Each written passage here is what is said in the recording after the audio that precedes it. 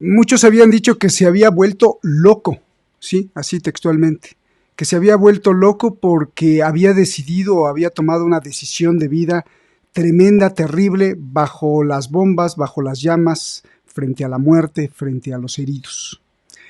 Otros vieron eso, pero vieron mucho más cosas, algo más profundo. La pregunta es, ¿qué vio él? Я год прожил в России. Я считаю, что это самое важное решение и лучшее решение в моей жизни – переехать в Россию и работать в СМИ. Они приехали на Донбасс по зову сердца. Многие мои родственники и друзья говорили, что я с ума сошел, когда узнали, что я собираюсь ехать сюда.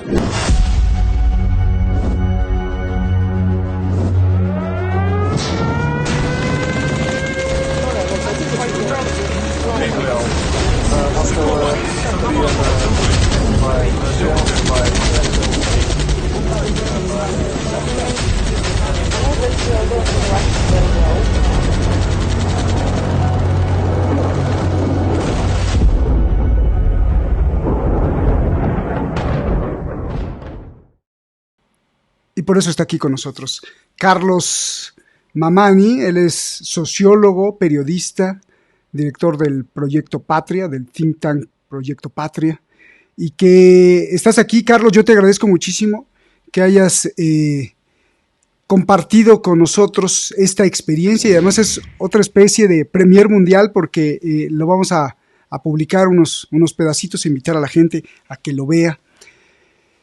Te fuiste a vivir a la Federación Rusa, o a Rusia como muchos la conocen, pero te fuiste a vivir justamente con un objetivo: registrar la violencia, registrar lo que estaba pasando en el Donbass, y ahora además te hacen un documental fantástico. Muchas felicidades. Así que pues nos tendrás que explicar tu experiencia, qué es el documental, qué es tu experiencia, cómo se llama el documental, Carlos. Después nos dirás dónde se puede ver, qué se registra en este documental, que es parte pues ya de tu historia y de tu vida. Muchas felicidades, y muchas felicidades a los latinoamericanos, porque eres uno de los primeros, o si no el único, el primero en llegar, y después llegaron otros a las zonas de conflicto. Un abrazo, ahora estás en Moscú, pero un abrazo a todos los peruanos, porque tú eres de Perú, pero finalmente pues eres de la madre tierra, de la madre patria aquí en Latinoamérica. Un abrazo y adelante, te escuchamos con mucha atención. Bueno, en primer término, Roberto, muchas gracias por tus palabras. Una vez más, muchas gracias por el espacio. Siempre tú, tu equipo, ¿no? Detrás de la razón, atentos al encuentro de estas novedades, estas primicias que nosotros hemos venido desarrollando acá en la Federación Rusa, que como bien dices, llegamos con un objetivo. Nosotros obviamente somos estudiantes, estudiamos Relaciones Internacionales, acabamos de terminar el curso de idioma ruso preparatorio. Sin embargo, siempre hemos sido un poco más que eso, creo, y el objetivo que nos guió también, por supuesto, fue conocer de primera mano, ¿no?, como nuestra labor de periodistas, qué es lo que acontece en el Donbass, del cual tanto se hablaba y del cual muy poco se informaba.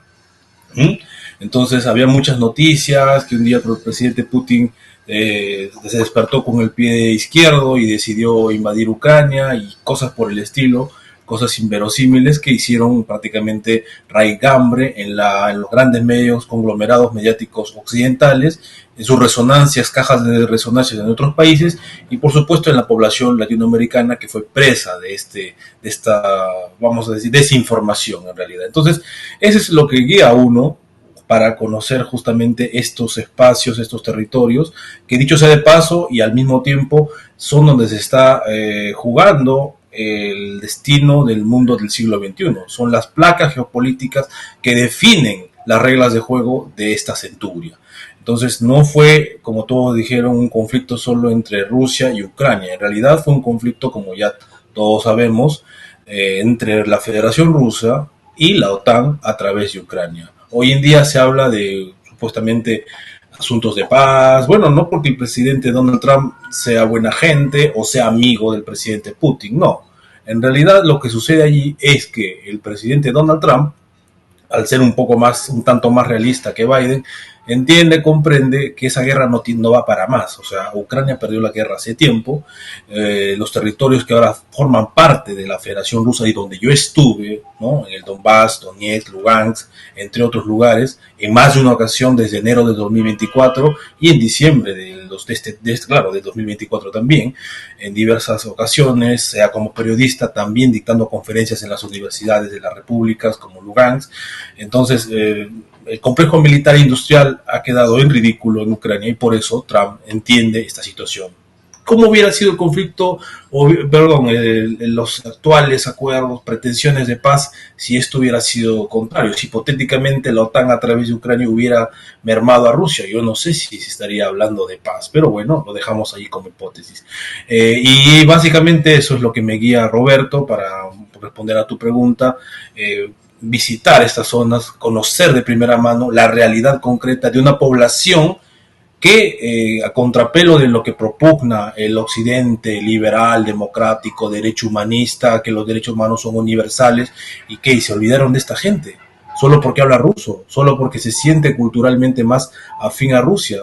Por favor, entonces damos cuenta allí de toda la hipocresía que propugnan los medios occidentales, sus organismos internacionales con la ONU a la cabeza, porque al evidenciar esta realidad, uno se da cuenta que efectivamente existen ciudadanos en el mundo que tienen más derechos que otros y definitivamente la población del Donbass, rusoparlante del Donbass, no es o no entra dentro de esa categoría. Ahora, con respecto al documental, perdón que te interrumpa, te voy de pronto a ir interrumpiendo, discúlpame si te molesta. No. Con respecto al documental, yo te iba a preguntar, todo lo que nos quieres decir. Ahí vemos en pantalla, creo que es el título en ruso, y quiere decir contra o en contra. Explícanos todo lo del documental. También te voy a preguntar cómo le hiciste, llegaste ahí, y bueno, pues llegar ahí en momentos de guerra, pues no es fácil, te quedaste sin dormir, te quedaste sin alimentos, de pronto me imagino que te has de ver asustado y pensado en los seres queridos tuyos de aquí me va a tocar un misil. A ver, por favor, Carlos. Bueno, en primer término, respecto al documental, Vapreki, está en cirílico escrito, se pronuncia Vapreki y significa, la traducción más correcta, creo yo, al español, al castellano sería como contracorriente, a contracorriente, Vapreki, ¿no? Básicamente, tú sabes que actualmente, en 2025, en pleno siglo XXI, los grandes medios de comunicación, ¿no? Sus tradicionales vías de comunicación como la televisión, están pasando por un momento de inflexión, por un momento de crisis, por un momento de descrédito por parte de la población mundial, que está buscando otro tipo de información alternativa. Es allí que justamente aparecen las plataformas digitales que están bregando por informar a la población desde otra perspectiva. No necesariamente voy a decir con la verdad, porque bueno, muchos dicen que tienen la verdad, pero el problema acá es que solamente en Occidente y en el mundo occidentalizado por extensión, se nos ha planteado, se nos ha propugnado, se nos ha impuesto lo que tú bien llamas, ¿no? Alguna entrevista tuvimos sobre la posverdad, ¿no? Una versión nada más de los hechos. ¿Por qué no existe otra? Partiendo desde allí, eso ya está más que sospechoso. Entonces, ahora están apareciendo desde ese buen tiempo nuevas plataformas digitales. Por ejemplo, este espacio Detrás de la Razón tan honorablemente viene llevando a cabo esa misión de informar con objetividad, o por lo menos intentar dar una perspectiva distinta a la que propugna la hegemonía mediática, ¿cómo se llama? Lo común, ¿no? Lo que está siempre, el streaming y todo esto, ¿no? Entonces, por supuesto, lo que tú mencionas es cierto. Uno siente en un momento miedo, siente congoja, siente preocupación por lo que, más que por lo que le pueda pasar a uno, por lo que le pueda, cómo puedan recibir alguna mala noticia nuestros seres queridos. Porque uno está convencido, más allá de la cuestión humana propia, que es el miedo, ¿no? De acercarse a territorios que siguen en lisa todavía, en disputa geopolítica, ni más ni menos, de intereses de las grandes potencias del siglo XXI. Por supuesto, eso va a tener un impacto, pero la misión de informar, de dar cuenta al mundo de habla hispana, en este caso, de nuestra América, del Perú, de México, de Argentina, etcétera, y ser, como tú bien lo dijiste, y gracias por decirlo, uno de los primeros latinoamericanos en pisar estos territorios.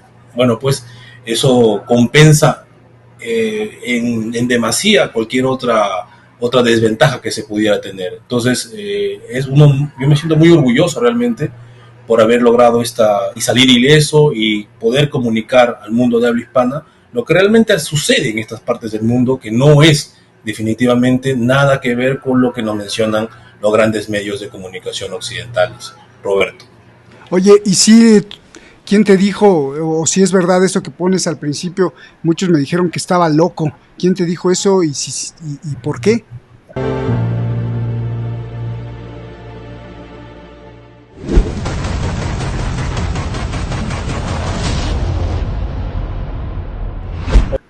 Bueno, en primer término, los amigos, los colegas, que, bueno, ellos, yo los entiendo, ¿no? Porque tienen buena voluntad, ¿no?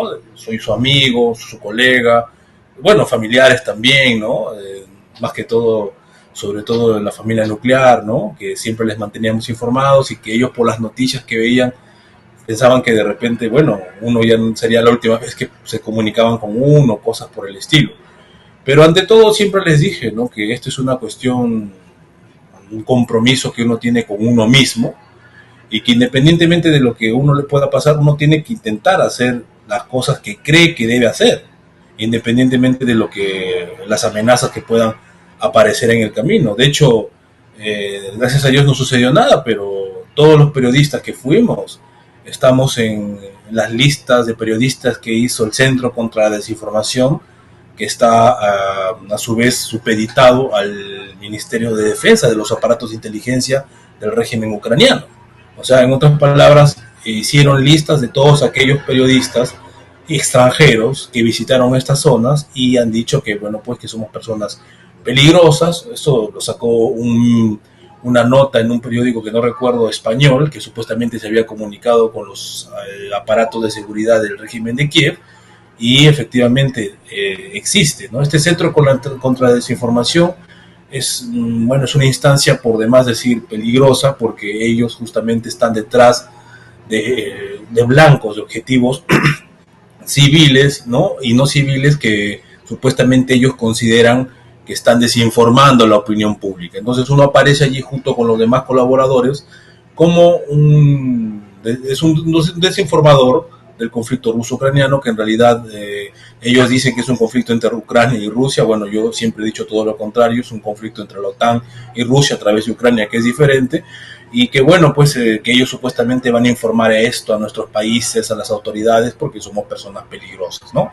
Entonces, más allá de, gracias a Dios no sucedió nada contra uno en la integridad física, pero sin embargo, el hecho mismo de que ya existan listas negras contra periodistas que visitaron las zonas de conflicto para dar una versión distinta a los hechos que viene dando Kiev y que tiene resonancia en los medios occidentales, nos convierte inevitablemente en blanco de una serie de, vamos a decir, de incidentes, pues, ¿no? No quiero yo ser alarmante, ni mucho menos, pero esto me parece a mí algo grave. Creo que soy de los primeros en denunciar esta situación, ¿no? Cómo es que aparecen estas listas, ¿no? de periodistas a cargo de un aparato de la inteligencia ucraniana, que es el Centro contra la Desinformación, que es un nombre bien bastante sarcástico, porque de contra la desinformación no tiene nada. Lo que se hace de ellos es simplemente buscar a gente que tenga una narrativa, o que esté expeliendo, propugnando una narrativa distinta, opuesta a la que propugna Occidente, a la que propugna el régimen de Kiev, y inmediatamente nos convertimos en blancos y enemigos, ¿no? Entonces esos son los riesgos que también pueden acontecer, ¿no? Oye, Carlos, yo te veo ahí vestido con un atuendo. ¿Por qué llevas ese atuendo? ¿Qué significa? ¿Por qué prácticamente en la mayoría de las escenas apareces así? Ese es por una parte. Por el otro, acláranos, ¿tú llegas a Rusia a estudiar como estudiante y luego se te da la oportunidad para irte a esta región, o viceversa, por favor? No, bueno, primero, respecto al atuendo, ¿no? Eso es otros países latinoamericanos tienen ropas típicas, ¿no? Entonces, yo siempre, por lo menos en el Perú, soy natural de Cajamarca, de la Sierra Norte del Perú, donde habitualmente llueve, ¿no? Es zona de sierra, entonces son trajes que están acondicionados para ese tipo de clima. Entonces, cuando uno se va a Rusia, yo no me quiero ir a venderme como un periodista a la occidental, con todo respeto, pero yo no me imaginaba irme con un terno o corbata al Donbass, ¿no? Yo pienso que teníamos que ir de la manera más auténtica como somos. Yo así he viajado por el Perú, gracias a Dios conozco el país, y mi viaje es por la sierra, sobre todo cuando llueve y hace frío, siempre íbamos de esa manera. Es el tradicional poncho peruano, el chullo peruano y, bueno, pues la chalina, ¿no? Que ya la está haciendo allí. Entonces, yo creo que si uno va a ir a hacer un documental de este tipo, tiene que efectivamente mostrar quién es uno, de dónde viene y qué mejor manera de hacerlo a través de la indumentaria típica de nuestros países, ¿no? Tal vez mucha gente también me dijo, pero ¿por qué? Porque tú sabes los complejos que existen en nuestros países, que por qué no te vas un poco más, digamos, no sé, como ellos lo entienden, ¿no? Yo pienso que no hay nada mejor, al menos si yo fuera peruano y vendría un ruso, yo quisiera verlo no que se disfrace como un peruano, sino que venga y se vea como un ruso. Entonces en el Perú yo creo que la forma más típica y tradicional de representarnos en el exterior es esa. Por eso es que tomé esa... De verdad para mí nunca fue un disfraz como algunos dicen, sino porque yo siempre he usado eso en nuestro país. Siempre quienes me conocen en Cajamarca, en el Perú, saben que yo he recorrido el país con esa indumentaria y ¿por qué no voy a hacerlo al otro lado del mundo, donde incluso hace más frío que en el propio Perú? Y ahora, ¿cuál era la otra pregunta? Discúlpame, Roberto. Si llegas a Rusia como estudiante, llegas a estudiar y después se te da la oportunidad, o ya venías directo con ese sueño de llegar. Y tengo varias Yo, preguntas, ¿eh? el sueño siempre lo tuve de conocer el Donbass, de conocer la realidad de los hechos, de conocer los testimonios de la gente que allí vive, ¿no? De ver con mis propios ojos cómo está operando, valga la redundancia, la operación militar especial en los nuevos territorios, ¿no? Entonces, a raíz de diversas entrevistas que me habían hecho, bueno, cuando yo estaba en Perú a través de mi canal, ya tenían más o menos nociones de quién es uno, y un amigo español, que no voy a decir su nombre, me propuso la idea, ¿no? Me dijo, mira, te he recomendado con una gente que habitualmente visita estas zonas y quieren que periodistas extranjeros puedan dar la versión de los hechos que ellos consideren convenientes estando allí. Para mí fue una oportunidad de oro que no podía desperdiciar, y bueno, inmediatamente me enrolé en la primera misión del 2024, misión periodística internacional, donde justamente como tú mencionabas fui el primer latinoamericano, o bueno, dentro de esa misión, ¿no? Porque habían gente de Estados Unidos incluso, ¿no? De Bélgica, de Francia, de Holanda, de Alemania, ¿no? De Finlandia, etcétera, ¿no? Entonces yo era el único latinoamericano y a mucha honra, pues, ¿no? Fue una experiencia muy gratificante, muy enriquecedora en términos humanos, porque uno pudo ver de cerca cómo es que una población de la cual casi no se dice nada de Occidente, solamente se les ha llamado terroristas, son poblaciones que prácticamente han estado padeciendo intentos de genocidio por su propio Estado, desde el 2014, no desde el 2022, y que en un intento de protección la Federación Rusa, viendo a su pueblo hermano, al Donbass, población ruso parlante, era un imperativo moral la operación militar especial, porque si no hubiera sido por Rusia, como alguna vez me dijeron un combatiente italiano, que fue el primer combatiente en el frente del Donbass, nos dijo, primer combatiente extranjero, claro, ¿no? Sin apoyo de la Federación Rusa, nosotros nunca hubiéramos tenido oportunidad. O sea, sin intervención de la Federación Rusa, tal vez a estas alturas de la historia, la población del Donbass tranquilamente hubiera podido ser exterminada a vista y paciencia de los grandes medios occidentales y de los organismos internacionales que controlan todavía intereses que poco o nada tienen que ver con la paz mundial, los derechos humanos y tantas esas peroratas que habitualmente se llenan pues la boca cada vez en cada discurso y en cada reunión mundial, etcétera. Gracias, Carlos. Cuéntame 2 o 3 anécdotas crudas, fuertes, porque por ahí veo que una persona te está relatando acerca de cómo cayeron los misiles.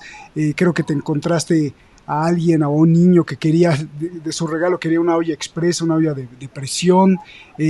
Ayudaste a salvarle, pues no sé si la vida o... cuéntanos esa historia personal, humana de la gente que vive ahí y que pudiste ver, constatar o ayudar, en su caso, Carlos. Ujú.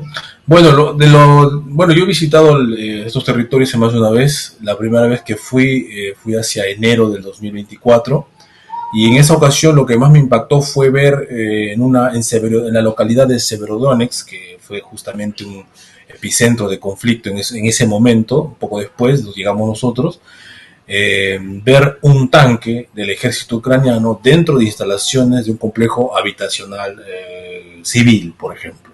O sea, ¿qué hacía un tanque del ejército ucraniano dentro bueno, un tanque ya que estaba destruido, obviamente, ¿no?, por las fuerzas rusas, ocultándose dentro de lo que es un complejo habitacional civil? Entonces, eso es lo que no se decía en Occidente, ¿no? En Occidente se nos decía que, bueno, que Ucrania está enfrentándose contra el ejército ruso solamente, cuando en realidad lo que estaban haciendo era tomar a la población del Donbass como blanco militar, población civil, ¿no? Entonces, eso me impactó, ¿no? Siempre lo había escuchado, tenía una idea, pero cuando vi el tanque, ¿no?, dentro de la estructura que menciono, completamente destruida, claro está, y creo que por ahí había imágenes, eso me impactó, fue de lo primero que me impactó. Luego, en otras visitas que se tuvo, también eso fue, claro, cerca de Lugansk, por Severodonetsk. Luego fuimos en las últimas ya por Donetsk. Efectivamente se me hizo un recorrido por las calles de la ciudad, ¿no?, donde efectivamente habían acontecido impactos de misiles, ¿no?, de Occidente. O sea, ellos tienen museos, en Donetsk tienen museos de todos los artefactos que han caído, misiles, cosas por el estilo, restos de misiles, y todo su fabricación de la OTAN. Por eso es que yo no me equivoco, creo yo humildemente no me equivoco cuando digo que Rusia no se enfrentó a Ucrania en sí, sino a la OTAN a través de Ucrania, que siempre fue armada, dirigida por su inteligencia, por su contrainteligencia, y preparada, ¿no?, técnicamente, militarmente, financieramente, por la OTAN. Entonces encontrábamos, sorprendente fue para mí ver en este museo que tenían todos los artefactos que habían caído, granadas, misiles, partes de misiles de fabricación occidental, ¿no? Nos llevaron a un museo donde tenían todos los artefactos, los famosos Stinger, por ejemplo, estaban allí, y así sucesivamente, ¿no? Entonces eso también fue para mí un impacto, porque uno tenía la idea de que efectivamente estaba luchando contra la OTAN, pero no hasta qué punto. Y efectivamente eso estaba ahí todos están museos ahí. Ellos se han encargado, la población de Donbass, de hacer sus propios museos a partir de todo lo que han recolectado de las fuerzas ucranianas, que a su vez estaban completamente pertrechadas por artefactos de la OTAN. Y ya que mencionas esto del niño, eso fue también un sentido muy conmovedor, porque en las periferias de Donetsk, ¿no?, donde está la gente que ha sufrido, Donetsk siempre ha sido muy impactado por la guerra, incluso más que Lugansk, yo diría, y la línea del frente la tuvieron allí, solamente en las periferias de la ciudad, y había una población, una comunidad, ¿no?, de estas periferias, y había un niño al cual cumplimos, bueno, pues su deseo por Navidad de visitarlo, ¿no?, y llevarle las cosas que él nos estaba pidiendo, que estaba solicitando, y escuchar también un hermoso poema de Pushkin. Él nos relata un poema de Pushkin. Eso fue muy, muy conmovedor para mí, ¿no?, ver que en medio de la tragedia que ha vivido esta gente se encuentra un halo de esperanza de volver a hacer una nueva vida, ahora bajo jurisdicción de la Federación Rusa. Y no quiero olvidarme de algo que me pareció también importante, que logré verificar allí, fue también, ¿no?, lo que eran orfanatos para niños que habían perdido a sus padres. Tuvimos encuentro con la jefa, la directora, que nos comentaba a mí me sorprendía muchísimo cómo ser o manejar un orfanato en pleno conflicto contra Ucrania en la OTAN, y muchos de los hijos de estos que están allí en estos orfanatos son de soldados o de padres o de madres que murieron bajo las circunstancias más terribles porque estaban caminando en la calle y les cayó un misil, porque eso es. Allí había la gente cuando se despide en estas partes, se despide no diciendo solo buenas noches, ¿no? Se despide diciendo que el cielo esté tranquilo esta noche para ti. O sea, que no te caiga un misil. Eso también sorprende, ver la cotidianidad de la guerra, cómo es que es interiorizada por la población civil, y prácticamente la vida y la muerte es como en la cara o cruz de una moneda. Hoy día te toca, hoy día no, ¿no? Y antes que me olvide, el último día que estuve en Donbass, en Donetsk, allá más o menos a mediados de diciembre del 2024, ya para regresar estuve en el hotel y escuché un estruendo que hizo temblar las estructuras, incluso las ventanas, ¿no?, del hotel, y sucedía que habían interceptado, ¿no?, los sistemas antiaéreos rusos un misil que estaba direccionándose a la localidad, ¿no? Entonces, y eso uno lo asusta, escucha de vez en casi nunca en la vida, ¿no? Pero la gente de allá con la más tranquilidad, no, tranquilo, simplemente ha sido nuestro sistema antiaéreo interceptando un misil enemigo, con la mayor naturalidad y normalidad del mundo. O sea, más o menos, ¿no? Esas son las cosas que uno lo sorprende. Cómo es que la gente logra hacer su vida, entre comillas, normalidad, pero en un contexto que evidentemente no es normal, ¿no? Es un contexto de guerra, de conflicto y, bueno, de genocidio. Eso es lo que se ha visto y lo que no mencionan los medios occidentales. Carlos, ¿cómo haces el documental? ¿Quién te ayuda? ¿Te invita a algún medio paraestatal o estatal de Rusia? ¿Y cómo lo toman en Rusia? No solo tu estadía ahí, sino el lanzamiento de este documental, Carlos. Muy buena pregunta. Como decía al inicio, ahora los medios de comunicación de masas están pasando por un grave problema, una situación de inflexión nunca antes vista, donde su credibilidad está siendo bastante mancillada por ellos mismos, ¿no? Porque la gente puede ser tonta, pero no tan tonta como para creer todo lo que dicen, y ahora con las plataformas alternativas digitales que están emergiendo y que prácticamente ya están derribando a los tradicionales medios de comunicación que brindan una monoversión unidireccional de tal o cual circunstancia, de tal o cual fenómeno, de tal o cual realidad, ¿no? Es así que también la Federación Rusa o los medios dentro de la Federación Rusa no escapan a esta realidad de estas nuevas plataformas alternativas. Es así que hay una plataforma alternativa muy famosa en VK, que son redes sociales de la Federación Rusa, y Telegram también, ¿no?, que se llama Redaksheshmel, ¿no?, que es como redacción abejorro, un tema así se podría traducir al español, ¿no? Y ellos tuvieron la iniciativa, ¿no?, de desarrollar un documental o una serie de documentales de entre 15 a 20 minutos en promedio, no largos, a todos los periodistas que habían estado en el Donbass, ¿no? Que habían visitado, y entonces por supuesto yo no soy el único. El único peruano sí, pero no el único en haber sido entrevistado o haber participado en esta propuesta documental de Redaksheshmel, ¿no? Quiero desde ya agradecer profundamente y felicitar a los periodistas que a mi entender son los verdaderos héroes de todo este documental, que es Vittorio Rangeloni de Italia, que vive hace casi 10 años en el Donbass, justamente por ese interés de reflejar la realidad de esa zona que nadie quiere hablar en términos objetivos, en términos desideologizados, y el camarógrafo Andrei Sapenov. Ellos son los que realmente he visto yo que arriesgan su vida. Incluso le estuvo a punto de caer un dron, me contó Vittorio Rangeloni, y esos son los protagonistas y los héroes que prácticamente pasan desapercibidos. Ellos me recibieron en Donetsk y me llevaron por localidades como las que ustedes han logrado visualizar, ¿no?, dentro del documental. Yo los felicito muchísimo a ellos, de verdad. Para mí ellos son los héroes verdaderos. Ellos nos consideran héroes a nosotros, pero yo digo que ellos son los verdaderos héroes porque nosotros hemos ido un par de veces, ellos están hace 10 años ahí y ellos también merecerían su propio documental.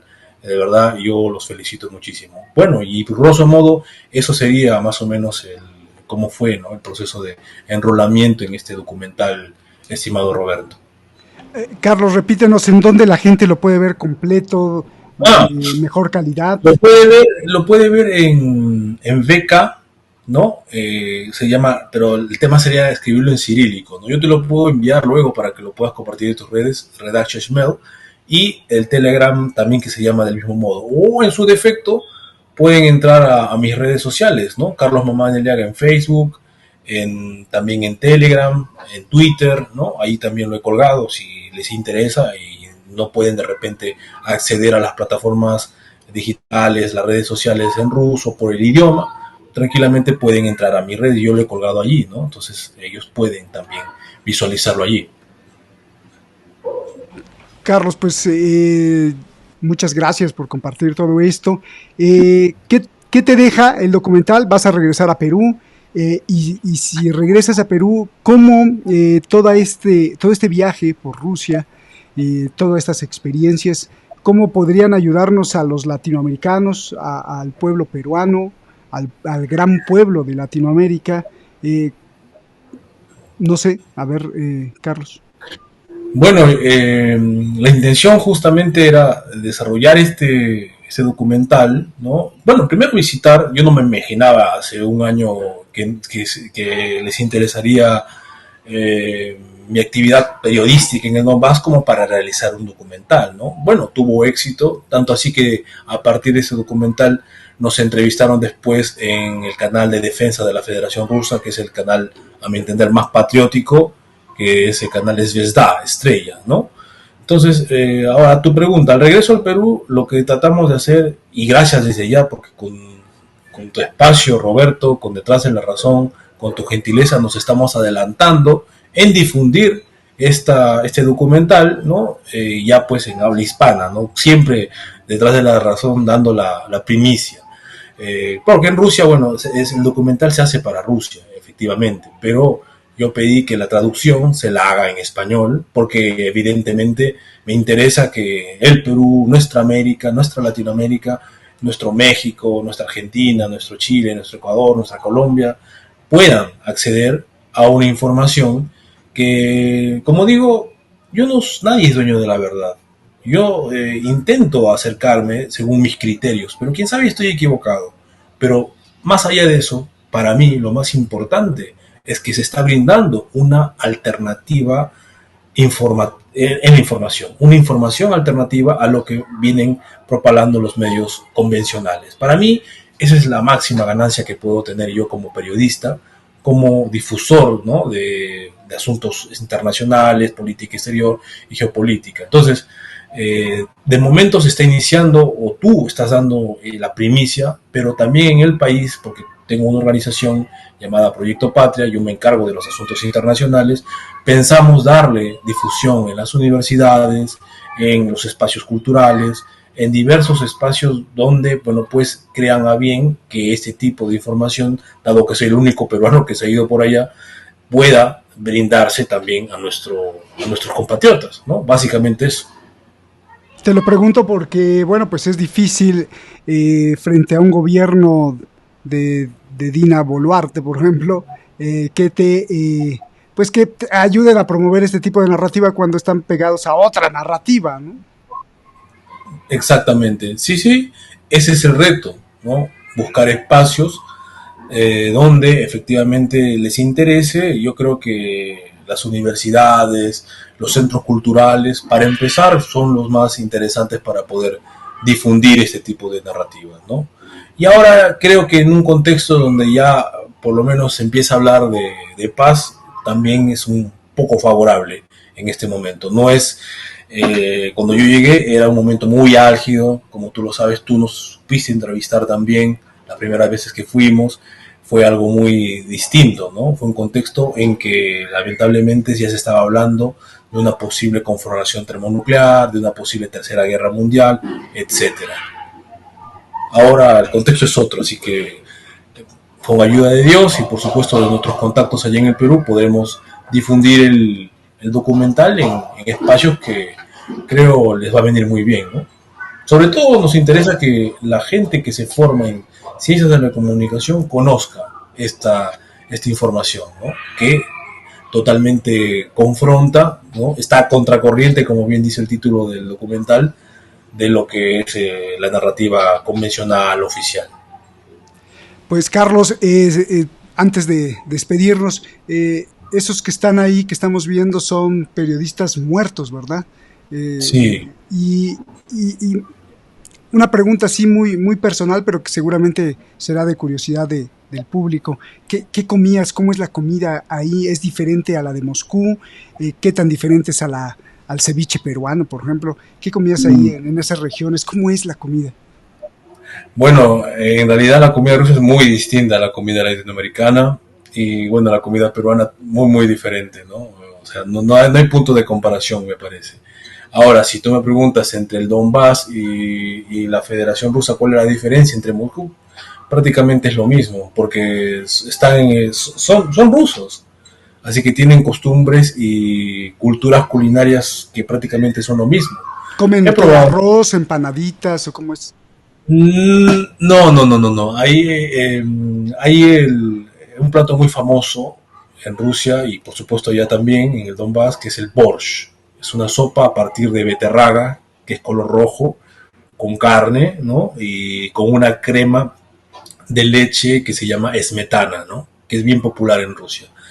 Eso básicamente, más de una ocasión, con el pan, ¿no? Que hay panes de diferentes, no sé cómo en México creo que es igual que en el Perú, pero aquí en Rusia la diversidad de panes es interesante, porque hay panes blancos, pero hay desde color negro, ¿no? Esos de que son de color negro son hechos a base de centeno, por ejemplo.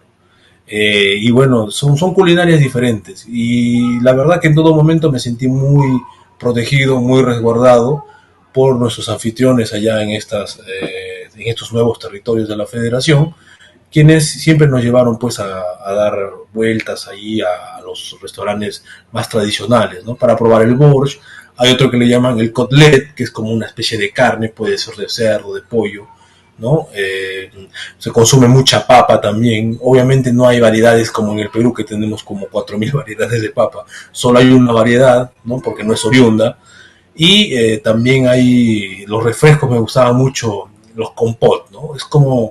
Son como frutos secos, ¿no? Pueden ser rojos, pueden ser más amarillos, como de durazno seco o parecido. Se los hace hervir, ¿no? Se enfría y es un refresco, ¿no? Entonces, interesante la culinaria rusa para conocer, ¿no? Porque al final de cuentas, si me preguntas, no hay nada como la comida peruana. Eso, ahí te salió lo patriota. Oye, pues si gustas, algo que se nos haya escapado, algo que quieras decir, y si no, pues despedir el programa. Muchas felicidades, Carlos, y si a manera de conclusión, la conclusión que tú quieras, o si no, escoger una palabra, que escojas una palabra y nos expliques por qué escoges esa palabra en relación al tema que tocamos el día de hoy, Carlos. Bueno, yo quisiera en primer término, estimado Roberto, siempre felicitar a tu espacio, a ti, a tu persona, a tu equipo, a Shadi, a todos los que están detrás de La Razón, que hacen posible que exista este espacio realmente que tiene esa apertura de miras, de invitar a gente de tan distintas posiciones, y en este caso de dar la apertura a la primicia para Latinoamérica, para habla hispana, de un documental, ¿no? En este caso sobre el Donbass, sobre periodistas extranjeros y específicamente el caso concreto de mi persona como periodista y mi experiencia allá en estas zonas en conflicto. Bueno, si hay una palabra que puede definir este programa, yo creo que es justamente el nombre del documental, Contracorriente, ¿no? Que sirva para a todos aquellos que tienen cierto compromiso con la verdad, o más que incluso eso, intentan dar una versión distinta de los hechos en cualquier plano de la realidad.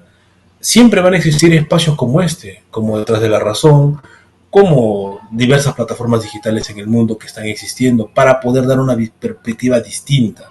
Porque lo peor que puede pasar es que dejemos que el totalitarismo global avance, que se mueve sobre todo en los medios de comunicación. Yo creo que la tecnología, las redes sociales están disputando la hegemonía mediática a los grandes conglomerados, vamos a decir, mediáticos internacionales, la CNN, la BBC. En esa perspectiva, todos aquellos que tengan la intención de informar, que no necesariamente se hayan formado en una universidad como periodistas. Yo no me he formado como periodista en una universidad, yo soy sociólogo de profesión. Sin embargo, yo creo que todo aquel que tenga la intención de informar un hecho que crea que debe ser revelado, no en clave habitual, convencional, sino una clave distinta, tiene todo el derecho de hacerlo. Y qué mejor ahora en estas tipo de plataformas que están brindando una posibilidad que hace 15 años, 20 años simplemente no existía. Antes solamente nos teníamos que quedar con lo que nos decía la televisión de tal o cual canal que tenemos allí en otros países y listo. Sin embargo, esto que estoy mencionando, las nuevas plataformas digitales, los medios como Detrás de la Razón y Hermanos, están brindando una perspectiva y están cumpliendo la misión histórica de los medios de comunicación de masas en el siglo XXI. Informar con objetividad y en lo posible acercándose a la verdad. Básicamente eso, Roberto. Pues muchas gracias, Carlos. Muy importante esto que dices y con lo que acabas, cómo es la paradoja de la tecnología, ¿no? La tecnología que pues está al servicio, es propiedad prácticamente de los grandes magnates tecnológicos, las corporaciones, ahí está Elon Musk como representante de una megacorporación y muchos más. Sin embargo, la paradoja de la tecnología es que estos medios electrónicos, eléctricos, de energía, pues por ahí hay huecos, hay hoyos, agujeros por donde nosotros nos colamos y es difícil taparnos, a pesar de que si intentan taparnos, bueno, pues volvemos a salir por otro hoyo, así que otro agujero, así que pues hay que aprovecharlos mientras esté esa paradoja de la tecnología para seguir levantando la voz. Gracias a ti, Carlos, y gracias a las personas que estuvieron detrás de este documental, también gracias porque finalmente pues es levantar la voz, y levantar la voz es de lo que se trata siempre cuando uno está buscando las razones o estar detrás de las razones. Abrazos, hermano, muchísimas gracias, muchísimas felicidades a tu familia, felicidades también allá en el Perú y a todo el pueblo peruano, a todo el pueblo de Latinoamérica, a todo el pueblo hispanohablante que merece siempre opciones distintas, alternativas distintas a una narrativa fincada en Washington. Gracias, Carlos. Exactamente. A ti, Roberto, a ti y tu equipo, y muchas gracias. Hermano, nos vemos. Y a ti que nos ves en cualquier parte del mundo, nos vemos hasta la próxima.